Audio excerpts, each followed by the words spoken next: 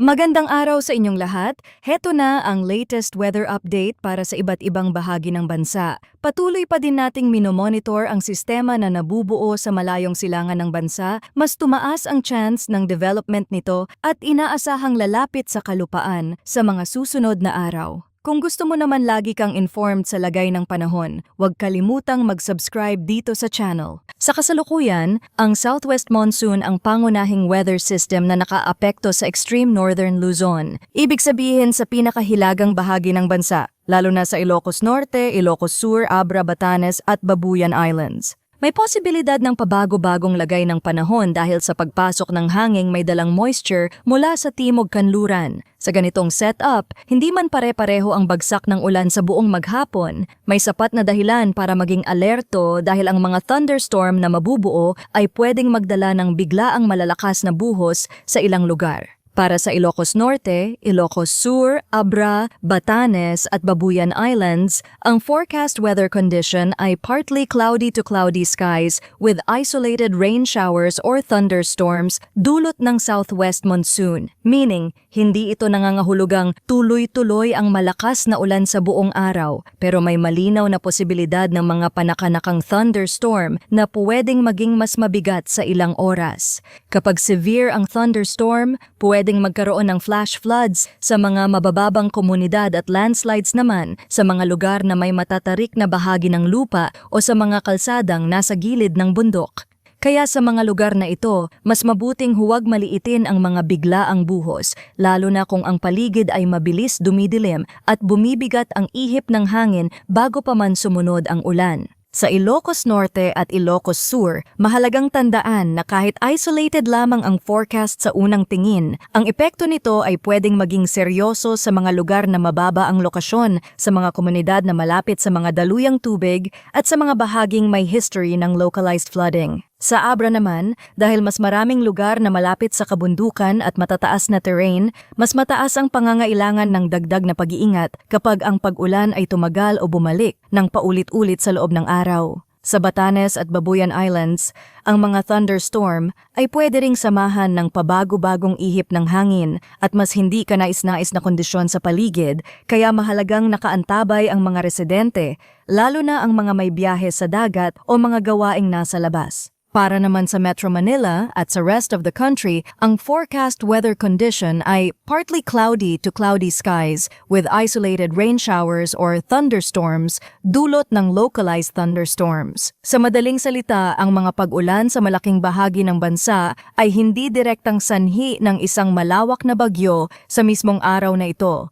kundi ng karaniwang pag-init ng panahon sa maghapon, halumigmig sa hangin, at mabilis na pagbuo ng thunderstorm clouds lalo na sa hapon at gabi. Ito ang klase ng panahon na pwedeng tahimik sa umaga pero biglang sasama sa loob lamang ng maikling oras. Kaya sa Metro Manila at sa nalalabing bahagi ng bansa, kahit hindi malawakang ulan ang aasahan buong araw, mahalaga pa ring maging handa sa biglaang pagbabago ng panahon. Sa Metro Manila lalo na, ang localized thunderstorms ay pwedeng magkaroon ng direktang epekto sa araw-araw na biyahe ng maraming tao. Kapag ang ulan ay tumapat sa hapon o sa oras ng uwian, mabilis nitong naaapektuhan ng trapiko, ang mga mabababang kalsada at ang galaw ng mga commuter. Sa mga lugar na mabilis maipunan ng tubig, sapat na ang maikling panahon ng matinding buhos para magkaroon ng water buildup at localized flooding. Pagdating naman sa hangin at kondisyon ng karagatan, sa buong bansa ay inaasahan ng light to moderate na hangin mula southeast to southwest. Ang coastal waters ay nasa moderate condition na may taas ng alon mula 0.6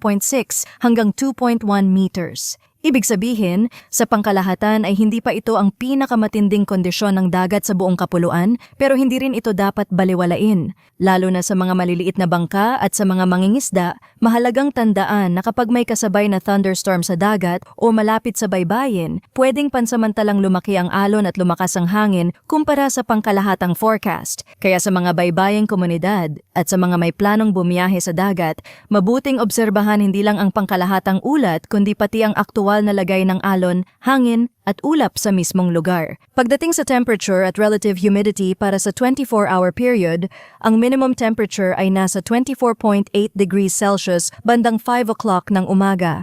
habang ang maximum temperature ay umabot sa 34.0 degrees Celsius bandang 2 o'clock ng hapon. Ang minimum relative humidity ay nasa 48% bandang 2 o'clock ng hapon, habang ang maximum relative humidity ay umabot sa 90% bandang 6 o'clock ng umaga. Meaning nananatiling mainit ang lagay ng panahon sa maghapon at may sapat ding halumigmig sa hangin para suportahan ang pagbuo ng mga thunderstorm. Ito ang dahilan kung bakit kahit walang malawakang masamang panahon sa buong bansa sa mismong araw na ito, nananatili pa rin ang posibilidad ng biglaang pag-ulan sa maraming lugar. Kung titingnan ang mas malawak na galaw sa mga weather model, lumalabas na ang sistemang binabantayan sa silangan ay posibleng magkaroon ng development sa susunod na mga araw at posibleng kumilos pa hilagang kanluran. Sa mga pinakahuling model run, mas marami na ang mga member model na nagtuturo sa isang pangkalahatang direksyon na patungo sa Northern Luzon region. Ibig sabihin, hindi na lang iisa o iilang senaryo ang nagpapakita ng posibilidad na ito, kundi dumarami na rin ang mga model guidance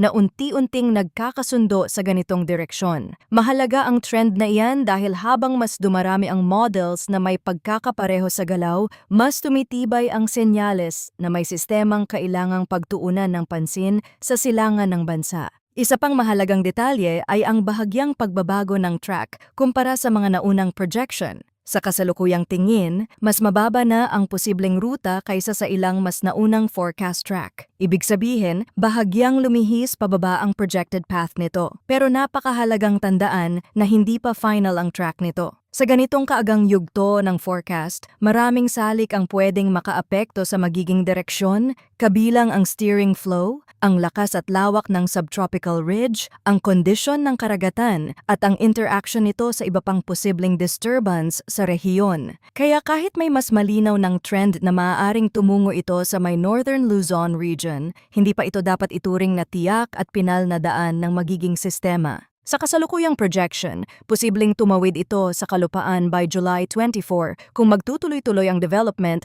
at kung mananatili ang kasalukuyang pangkalahatang track. Pagdating naman sa posibleng lakas nito, lumalabas sa ngayon na tropical storm level lamang ang mas madalas ipinapakita ng mas maraming member model. Ibig sabihin, sa puntong ito, hindi ito nakikitang isang sobrang lakas na bagyo tulad ng super typhoon. Ngunit hindi pa rin ito dapat maliitin. Kahit ang isang tropical storm ay pwede pa ring magdala ng makabuluhang ulan, malalakas na hangin at mga abala lalo na kung tatawid ito sa kalupaan o dadaan malapit sa mga lugar na madaling maapektuhan ng pagbaha at pagguho ng lupa. Kahit hindi ito nakikitang magiging isang super typhoon, sa kasalukuyang mas dominanteng projection, pwede pa rin nitong palakasin ang umiiral na southwest monsoon sa bansa. Iyan ang isa sa pinakamahalagang indirect effects ng isang bagyo o tropical system kahit hindi ito kasing lakas ng mga pinakamatitinding bagyo. Kapag ang isang system ay nasa tamang posisyon sa silangan ng bansa at may galaw na pakanluran o pahilagang kanluran,